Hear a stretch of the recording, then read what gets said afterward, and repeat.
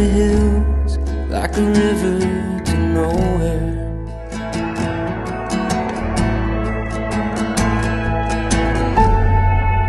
Doing my best,